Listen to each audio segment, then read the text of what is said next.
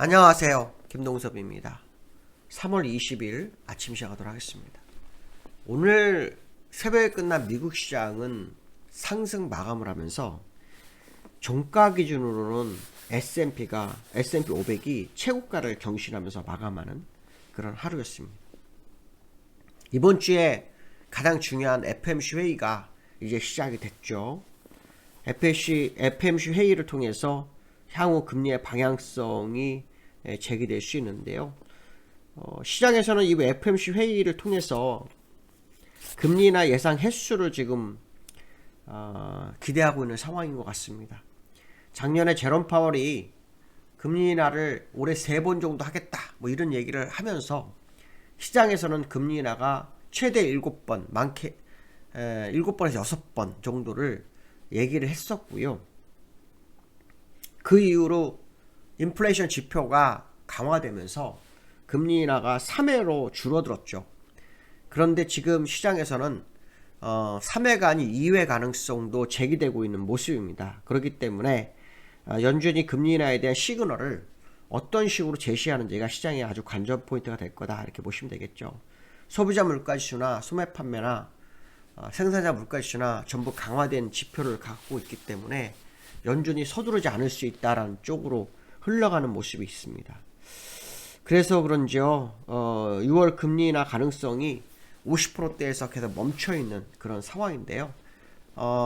오늘 밤 FOMC 결과가 우리나라는 내일 결정이 나잖아요. 반영이 되는데 여기에서 매파적이냐 비둘기적이냐 여기에 시장의 포인트는 잡히고 있다 이렇게 보시면 될 것 같고요. 오늘 미국 시장에서는 엔비디아가 1% 정도 상승을 했습니다. 장 초반에는 차익 실현 매물이 나오면서 약 3% 정도 하락을 했지만요. 저가 매수세에 대한 기대감 또 뭐 신제품에 대한 기대감이 반영이 되면서 엔비디아가 플러스로 마감했고 그것이 나스닥 상승의 주요한 요인이 되었습니다. 신제품에 대한 뉴스가 있는데요. 지금 그 GTC라 해서 개발자 회의가 있어요. 거기서 차세대 인공지능인 블랙웰이라는 것을 공개를 했다고 합니다. 상당히 기대가 있다 뭐 이런 식으로 발언하고 있고요. 다른 반도체주는 대체로 하락을 하면서 시장을 마감하는 모습이었습니다. 테슬라는 또 1.4% 정도 하락하고 마감했는데 요즘 테슬라가 계속해서 좀 안 좋은 흐름을 좀 가지고 있죠. 어쨌든 미국 시장에서는 여전히 반도체주가 시장을 이끌고 있구나 뭐 이런 생각을 좀 해볼 수 있는 상황이다 이렇게 보시면 될 것 같고요. 미국 시장을 보시면은 나스닥 3.39%, 다우는 0.83% 상승 마감했습니다. 차트를 좀 보시면 그냥 횡보죠. 횡보입니다. 그래서 횡보. 제가 지난번에 이런 얘기를 했어요. 이렇게 꼭지가 나오지 않고 적어도 몇 개월 후에 횡보는 있어야 될 거다. 최소한. 뭐 그런 얘기를 했었는데요. 딱 그 상황이고요. 나스닥도 역시 뭐 횡보입니다. 그래서 다우 나스닥이 전부 횡보하고 있습니다. 이제 문제는 뭐냐면 미국에서 그 유가가 문제죠. 유가가. 서부 텍사스 중진류가 되게 중요한데요. 이 서부 텍사스 중진류가 지금 계속해서 오르고 있습니다. 지금 박스권을 돌파하고 난 다음에 추가적 상승을 이루고 있는데요. 오늘도 0.9%에서 83불이 됐습니다. 유가는 75불에서 80불 사이에 있어야 인플레이션에 덜 영향을 미칩니다. 근데 지금 점점 올라가고 있죠. 주거비도 계속 오르고 있는 상태에서 유가까지 오른다는 것은 소비자 물가지수가 지난번에 3.1이었잖아요. 더 오를 수도 있다라는 것을 의미하기도 합니다. 그래서 주거비가 내려온다면 또 얘기가 다르겠지만 주거비가 지금 현재 오르는 상태에서 유가 오르는 것은 결코 좋은 상황이 아니다라는 거죠. 그래서 이런 것 때문에 이번 FOMC에서 금리 인하에 대한 기대감이 좀 낮아질 수 있는 부분 쪽으로 굉장히 흘러가고 있죠. 사실은 어저께 뉴스를 보니까 미국에서는 트럼프가 대통령이 되면 차기 연준 의장 교체에 대한 것이 거의 결정 나 있는 것 같더라고요. 그래서 뉴스에 차기 연준 의장으로 아서 래퍼라는 사람이 나오는데요.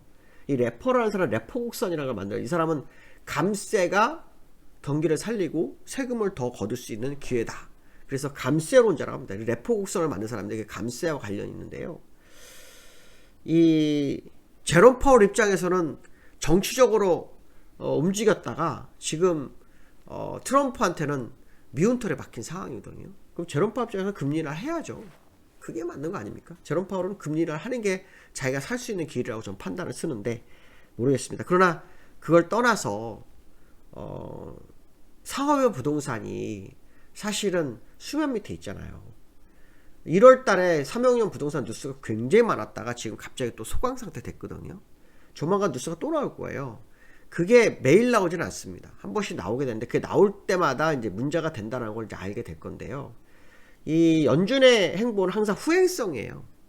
그래서 결과가 나온 다음에 대응을 하다 보니 항상 문제가 됐었거든요. 그래서 지금은 제가 볼 때 선행적으로 대응을 좀 해볼 필요성이 있는데 자꾸 지표에 집중하는 그런 모습이 있다, 이런 생각을 해야 될 것 같고요. 특히 일본이 어저께 금리를 인상을 했어요. 마이너스 금리에서 제로 금리로 올라왔어요. 그렇기 때문에 이제 연준도 금리를 인하 쪽으로 가는 것이 맞다고 판단하거든요. 근데 연준이 지금 움직이지 않고 있어서 이것이 적절한 순간에 오지 않는다면 굉장히 좀 피곤한 시장이 다가올 수도 있다. 뭐 이런 해석도 한번 해볼 수 있지 않을까 생각을 해보고 있고요. 코스피 신용잔고가 1조가 또 늘었다고 합니다. 우리나라 코스피 신용잔고가요, 작년 10월 5일 날, 작년 10월 5일을 한번 차트를 보겠습니다. 작년 10월 5일이요, 요때입니다, 요때. 1월이군요. 죄송합니다. 잘못 봤습니다. 9월, 또 10월, 요때입니다, 요때. 요때, 얼마였냐면은 19조였습니다. 19조. 약 19조 3천억. 근데 지금 19조 2천억입니다. 근데 1월에 신용잔고, 그러니까 1월이면 언제입니까? 요때죠, 요때. 그렇죠? 1월에 신용잔고가 17조 5천억이었는데 그 사이에 1조 5천억이 늘은 거거든요. 근데 요때가 어떤 뉴스가 있었냐면 밸류업 얘기가 나왔어요. 밸류업. 그러니까 밸류업 때문에 개인들이 저PBR주에 나선 거죠. 매수에 나선 거고, 그러면서 금융중개보험, 운수장비 쪽으로 몰려갔다고 합니다. 그로 인해서 신용잔고가 왕창 늘어버린 거죠. 반도체 쪽으로도 역시 다 늘었습니다. 근데 신용잔고가 19조 정도 되면은 굉장히 부담스럽죠. 지금 코스피 쪽이 10조고요. 코스닥이 9조대인데 어쨌든 지금 이렇게 늘었다라는 것은 시장에 상당히 부담으로 작용할 수 있다라는 거죠. 그래서 신용잔고가 줄어드는 흐름이 있는지를 한번 좀 확인해 볼 필요성이 있겠다. 뭐 이런 말씀 해드리고 싶고요. 그 다음에 코스피가 외국인 기관 매도로 어저께 주가가 하락했어요. 어저께 우리나라 시장 보시면 외국 기관이 실처럼 외국인이 2,300억을 팔면서 시장을 눌렀고 개인만 샀어요. 개인만. 시장에서는 일본이 금리 인상을 하면서 NK 트레이드에 대한 언급이 나오고 있어요. NK 트레이드 자금이 우리나라 돈으로 약 1200조 정도 예상입니다. 1200조. 뭐 많게는 20조 달러? 그렇죠? 2400조. 이 돈이 움직이는 거 아니냐. 그래서 쓰나미가 오고 있다. 보이지 않는 쓰나미가 오고 있다. 뭐 이런 얘기가 있거든요. 근데 지금 우리나라에서 외국인 자본 나가는 것 중에 하나가 지금 이거 아닐까라는 생각도 듭니다. 자금이 나간 데 보니까 케이먼 군도로만 53조 정도 있더라고요. 근데 우리나라 자금이 케이먼 군도에서 얼마 전에 들어온 게 영국의 자금이 약 47% 정도 되는데, 외국에 들어온 자금 중에서 그 돈이 일부 나가는 게 아닐까, 이런 생각도 한번 해봐야 됩니다. 그래서 외국인들의 현물 흐름, 또 기관이 실천하고 팔았기 때문에 기관의 현물 흐름을 한번 계속해서 관찰해 볼 필요성이 있지 않을까, 이런 말씀 드릴 수 있을 것 같습니다. 오늘 여기까지 하겠습니다. 감사합니다.